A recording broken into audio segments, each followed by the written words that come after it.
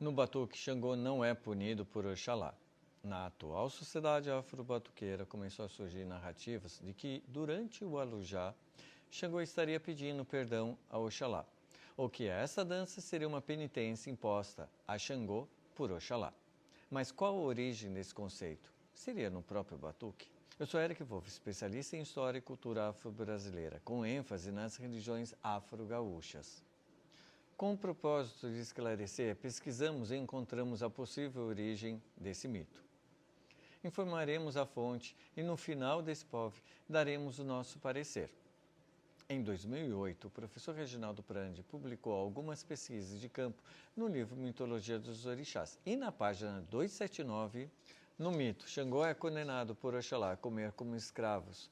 Narra que Xangô Irá carregava o Xalufã nas costas. Durante a narração diz que Xangô, em determinado momento, Xangô larga Oxalá no meio das pedras, que acaba rolando, caindo sobre as valas.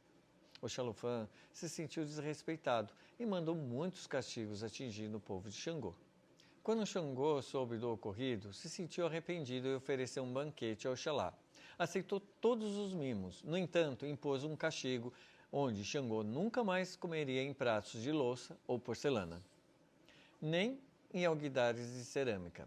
Deveria comer como os bichos da casa e o gado, assim como comem também os escravos. Na nota 158, informa que trata-se de uma pesquisa de campo, por Reginaldo Prandi.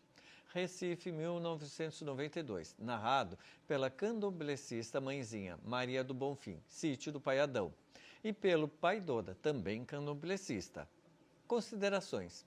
Algumas pessoas, por influência do candomblé, têm misturado esse mito aos ritos do batuque moderno. Porém, esse mito não é mencionado no batuque tradicional. Não encontramos nenhuma referência desse mito com o povo de Xangô em Oió, na Nigéria. Na matriz Yorubá, Airá não é Xangô.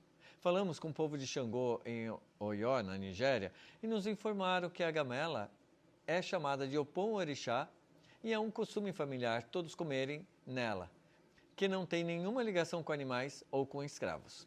E por hoje ficaremos por aqui. Peço que nos siga para que todas as vezes que postarmos algo sejam notificados.